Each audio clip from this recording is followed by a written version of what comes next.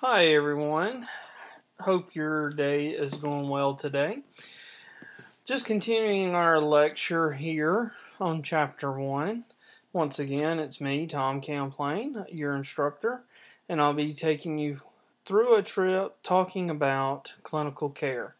And clinical care means a lot of things to different people. However, for us as EMS professionals in the street, pre-hospital, that means care that we deliver out in the pre-hospital setting. However, we have counterparts who are equally trained with equal licensure that could be working in a hospital setting or a clinic setting or any other setting, like, let's say, for instance, like a sports event, sports venue, sports trainers, and so on. So specific clinical care is basically the care that we're going to render specifically to our patients in whatever area we are specific to. So as a clinician that's going to provide clinical care, we're going to do so with a wide range of equipment. And this equipment can be defibrillators, IV pumps, stretchers. Now, stretchers are getting more and more complicated every day. Now, stretchers are automated, so we need to know how to use them. We also can use interosseous drills or other type of devices that will help us successfully achieve interosseous access. We have stethoscopes that are even becoming high-tech that have amplifiers on them. Other equipment, like there's our basic equipment like backboards, which is basic splinting material, blood pressure cuff. And the thing is too that we don't think about. We always think about like the monitor or the life pack being a paramedic's domain, but it's not specifically to the paramedic. Nowadays, the Life Pack 13, even the Life Pack 12, and the Philips monitor and stuff, they all can operate in an AED mode where an EMT or an advanced EMT can utilize them. And these monitors also have other things like end-tidal CO2 monitoring. They have blood pressure, pulse ox, even carbon monoxide monitoring as well. So it's pretty high-tech equipment, and we need to make sure we know how to utilize it. We need to make sure it's where it's supposed to be, in its proper location, that the batteries are charged, that it's working correctly. So we check this stuff every day. Sometimes you may be called to drive. Everybody from paramedic to advanced EMT, and EMT intermediate, cardiac tech, to EMT, EMT basic, maybe even some EMRs, must be ready to drive an ambulance. And knowing that, we need to be familiar with our primary service area, which may be a district or an entire county. It's not really just good enough to be familiar with your station's area in reality. So let's say you work for a fire department and you are assigned to Station 14 and you're working on the ambulance that day.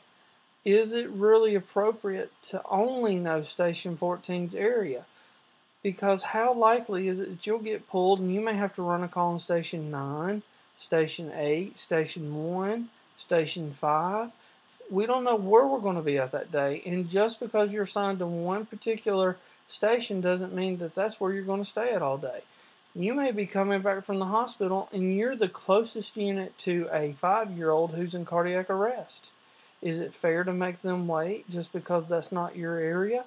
No, it's not. So you need to be prepared to be able to go to whatever area, whatever address it's within your specific service area. Now, it's even better if you know the adjoining services, because you may be called to mutual aid. At least have a good familiarization of the counties in your area, at least the major roads, and have map books and equipment that can help you navigate to those areas. So before going on duty, we're going to check our equipment. We need to check and make sure our equipment is in its proper location, that it is the proper equipment for our unit that day, that the batteries are all charged, that we have enough supplies, that our junk bag and everything is serviceable and able to be used, and that goes for all the equipment, and that we have plenty of battery power in our portable radios and our life packs and AEDs and any other equipment that requires them. And one thing that goes unnoticed and overlooked a lot of times is the flashlight. If you're running a call at 2 a.m. in the morning and you need that flashlight, it can become a very important piece of equipment. So make sure the batteries work in it. Your communications equipment, make sure it works. Make sure the batteries are charged, and make sure you have spare batteries. And you need spare batteries for any piece of equipment that requires batteries. Because if you don't have spare batteries, then you're just asking for trouble. Your vehicle, you need to check the vehicle from bumper to bumper. No one's asking you to be a mechanic, but you should check the oil. You should check the transmission. You should check and make sure that there is windshield washer fluid. Why is windshield washer fluid important? Well, on rainy days or on snowy days or any bad weather days, you may need your windshield clean to help you see, which is very important. Check the condition of your tires. I once rode up an entire truck. Everybody who had been on a truck, who had rode on a truck for at least 2 weeks, I looked at a 2-week period because I was in charge of maintenance at one time, and I looked at a set of tires on the back. The mechanics called me in, and these tires were so bald they had tread showing, or the tread was all the way flat, and the metal that's inside the tires, the metal belts, was just exposed. And those tires did not become that way overnight. It took a long time to get that way, and no one had been checking them. And everybody that had touched that vehicle for 2 weeks got in trouble, because it's everyone's responsibility. Not just the EMT, but the paramedic as well. Should be making sure it gets done, or whoever.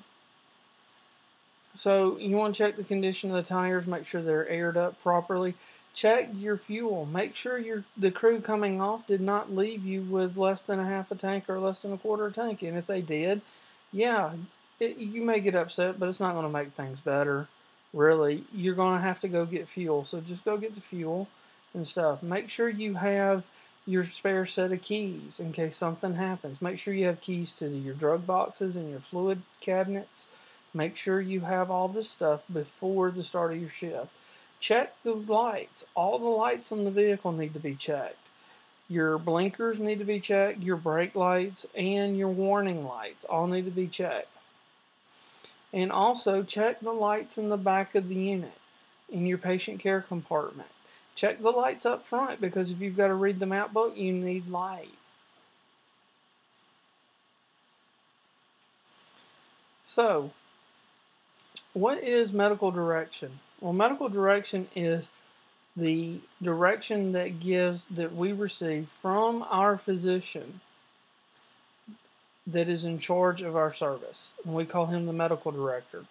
Every service must have a medical director, and the medical director oversees the medical side of your operations, specifically the care that you provide in the field. They will oversee your protocol development, your standing orders development, and so on. They must be involved in your service. It is very difficult to have a successful service without a good medical director. They are going to be the ones that give you the ultimate authorization to do what you do in the field. As a provider, you need to make sure that you understand and know and have access to your standing orders and protocols at all times when you're on duty. Each ambulance or fire truck or whatever should have a copy of the standing orders. And in today's day and time with smartphones, you should have a copy on your smartphone as well. It's very simple to do. You just convert them into a PDF, and you can put them in a technology like Dropbox and have access to them almost anywhere. So the medical director acts as the liaison between the medical community, like the hospitals and other physicians in the area, and you as an AEMT. So the medical director provides medical control, which can be in the form of one of two ways, which is either online or offline. So online medical control is when you are in direct communication with the physician.